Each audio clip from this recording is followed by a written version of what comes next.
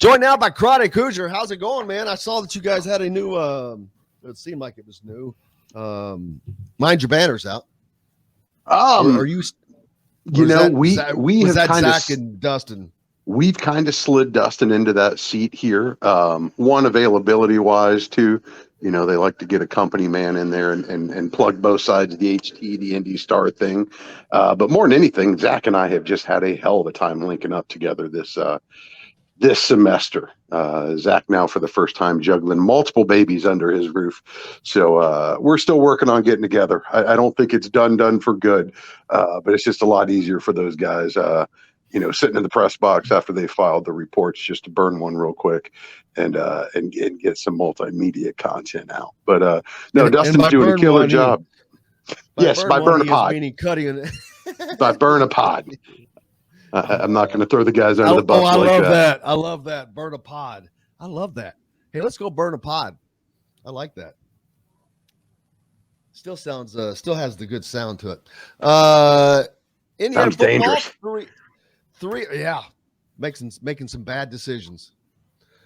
Indiana football 3-0, where they certainly wanted to be. At the start of the season, I was absolutely not sure if they would be 2-1 or if they could be 3-0 at this point, but they have made it. They've done it in exciting fashion. Also in a fashion where each week I'm not still last week in the prediction column that I had to write for the Hoosier.com. I said that I don't know what this offense is. I don't know what their identity is yet. And this should be the game that we find out. Well, we kind of did and kind of did. So I still am not completely for sure, but this game should undoubtedly show us what they have, what they're able to do. It's 4 games in. It's time. Like the buffer guy. It's time. But it's time for them to be where they need, not end of game or end of season style, but 4 games in, man, that's enough. It's time to buck up. And they're playing a team that is very capable of being very good, but they're also capable of being beaten. So it's going to be an interesting Saturday, Chronic. No doubt. Early season is always really tough to divine, what type of a team you're looking at. The quality of the matchups isn't necessarily representative of what you're going to see on balance of the season. Everybody's trying to figure out their role, trying to get into a groove. And usually by the time you get out of September, you've got a pretty good sense of what this ball club's about. And with this Indiana team, I'm still shaking my head trying to figure out what to make. We've seen 3 games in now. We've seen 3 really effective halves of football. We've seen 3 really abysmal halves of football spread out evenly among those 3 games. I think it's safe to say this Indiana team is rife with flaws on both sides of the ball. And at the same time, in the same breath, I'm going to tell you, especially this Saturday, you saw every phase of the game, offense, defense, and special teams make game-winning plays. Importantly, when it mattered most.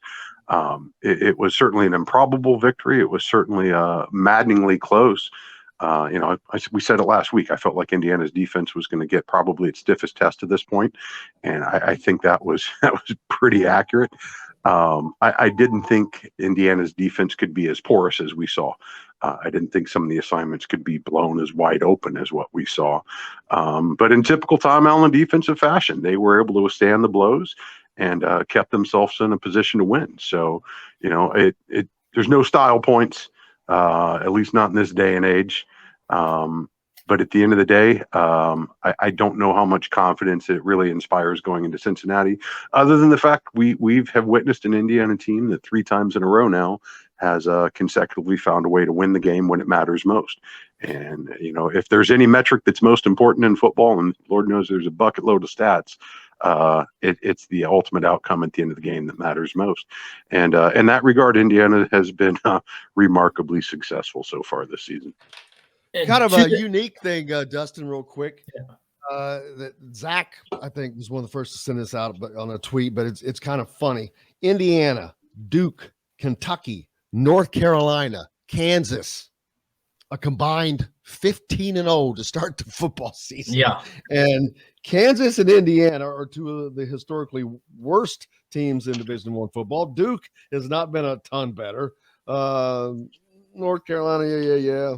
But kind of funny that the basketball Blue Bloods are trying to get the other side going. Who knew Calipari's words could spark that much? Oh boy, that much of a response across the nation. He pissed every school off. Yeah, no kidding. One of the things that you mentioned, Chronic, was the ultimate statistic is the wins and losses. And the things that's been frustrating is that the Indiana's gotten off to poor starts. They haven't played it well offensively through the first half of their first 3 games. But I think what you have to give credit to this coaching staff for is when you see such a stark difference between the first half and the second half, that's a team that's making adjustments. That's a coaching staff that is assessing what's happened through the first half, and they're able to make adjustments. So I get a lot of credit to Tom Allen and the staff. I do think that they have to be much better in the first half, find a way to score some points, get some stops in the first half against Cincinnati. But I think they did last year and had that going, so they were up in front of them. I think they have the ability, but I mean, again, it's been ugly through first half. But I think at the same time, you have to give a lot of credit to the staff to be able to make those adjustments at halftime, and like you said, get out of there with 3 wins.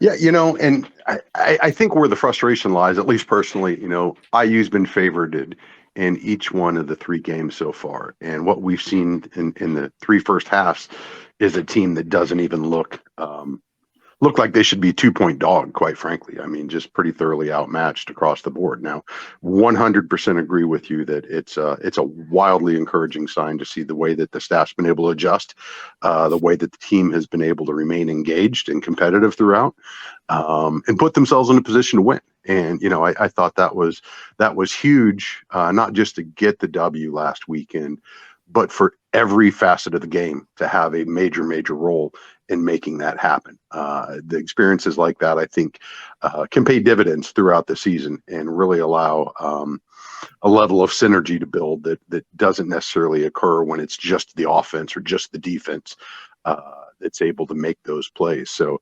I think the key now is you've got to cash in on those returns. They've reached the point of the schedule now, maybe with the exception of Nebraska. I don't think this Indiana team has the luxury of taking, quite frankly, any opponent lightly at this point, not to mention a conference opponent. But the degree of difficulty is going to start climbing exponentially from this point forward. First road test of the season at Cincinnati. This is a massive opportunity, in my estimation, for this team to really show the country who they are, what they're about, what they're capable of, but to position themselves to just be 2 games away from bowl eligibility. And you don't want to throw away any of those games between now and the end of the year, no matter what the line may be, no matter what the analytics tell you. You've got to find a way to compete throughout. But for them to have that much of a cushion going through the season, I think gives Indiana an ability to play with house money that, quite frankly, they haven't enjoyed that frequently in my lifetime, to be totally honest. But I think that allows them to play a lot looser, a lot freer, and hopefully a little bit more competitively down the stretch. But this is one of those that I think is going to be extraordinarily difficult for Indiana. I think some of the errors, some of the miscues that we've seen up to this point, where they've been able to withstand them against lesser opposition, the margin for error is essentially 0 for this Indiana team on the road right now, as far as I can tell. And it's going to be a big test for the staff, for the players, to get themselves focused and to get a game plan together that they're going to be able to execute. And I think that's the thing that we've seen a lot of in the first half. It's really hard to judge the game plan when the execution is just so abysmal. And whatever they're doing at halftime to clean some of that stuff up, maybe we can start the game with some of those focuses in place, and hopefully not have that letdown. Because quite frankly, a team as powerful as Cincinnati, it's going to be really difficult to dig out of a hole if you find yourself in one in the first or the second quarter. Absolutely, and we've seen that both Indiana and Cincinnati's been a second half team, last year, and I've seen this year.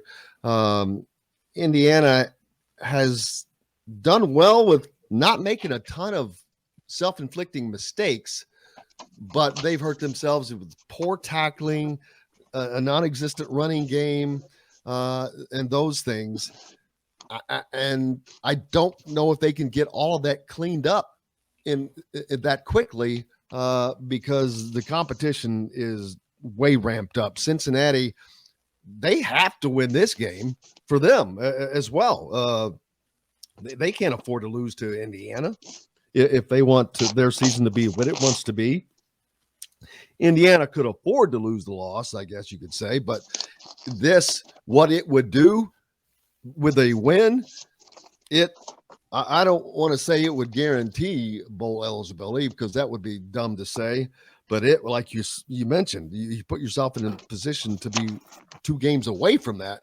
Man, the confidence alone with that, then going to Nebraska, a game that you potentially, if you beat Cincinnati, you're going to be favored at Nebraska.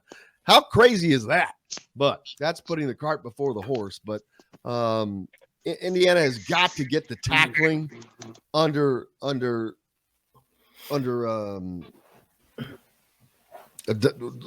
a lot better job of it. They gave up way too much chunk yardage in the second half to a Western Kentucky team. It's not that good. I mean, they had runs of 59, 39, some big runs. And although Cincinnati's more of a passing team, it's going to be a busy day for the Indiana defense. Yeah, Indiana just allowed 6 yards per rushing attempt against Western Kentucky, 7.3 yards per passing attempt, combined average yardage of 6.7 yards per play. There's really no opponent in the world that Indiana is going to see for the rest of the season that's going to be anywhere close to competitive if you allow those kind of numbers on the defensive end. And as much as the offensive line has been maligned for some of their shortcomings, quite frankly, the defensive line is rapidly approaching that level of panic, at least for me, as you head into the Big Ten season after this week.